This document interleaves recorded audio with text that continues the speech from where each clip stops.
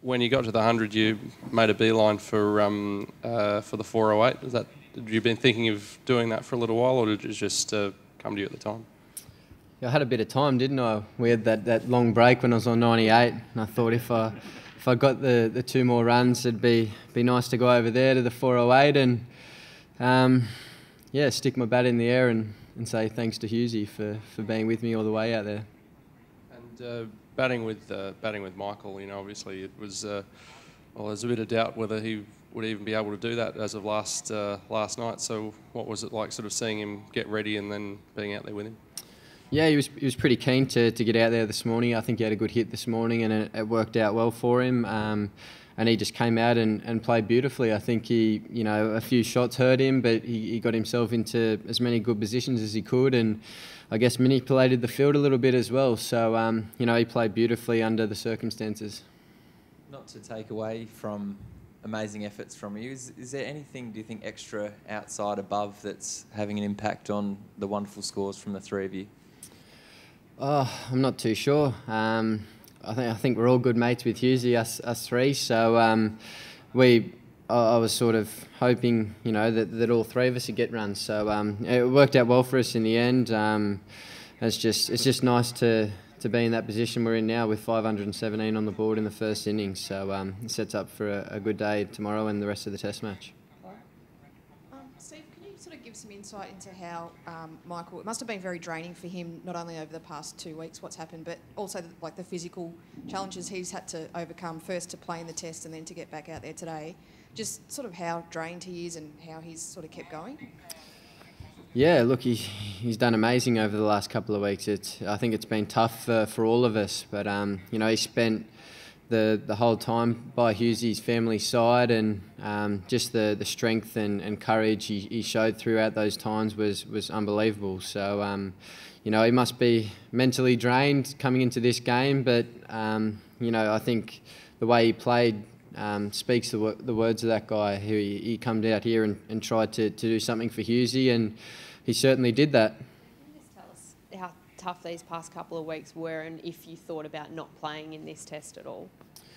Yeah, the last couple of weeks have been very tough for every one of us, I think. And I wouldn't say I didn't think about not playing. I thought I'd be able to get over it pretty quick after the funeral and hopefully try and move on and go out there and do something that I love to do. So I know that's what Husey would have wanted, all of us to be out here doing the job. And, as I said before, he was with me, Pup and Warner all the way in our scores this innings. When you got your 100, you gave a hug to Michael Clarke. It seemed like you didn't want to let go. Yeah, it was just, I got a little bit emotional at that point in time, actually. So, it's always nice to hug one of your teammates and know that they're there for you. So, that was pretty much it. Did Michael say anything to you when he got his 100? I can't remember, to be honest. Steve, number 5's a bit of a sort of specialist spot in a way. You have to either shore up or go hard. Do you want to make a career there, or do you have aspirations to get up the order if you can?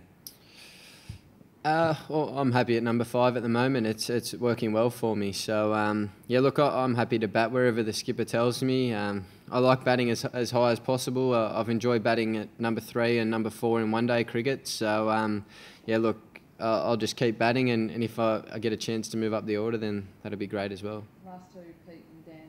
Apologies if this has been asked before. What sort of score are you heading for, do you think? I'm not too sure. I think the skipper's going to sleep on it to see if we come out straight away with the ball or bat for a little bit longer. So we'll see how we go.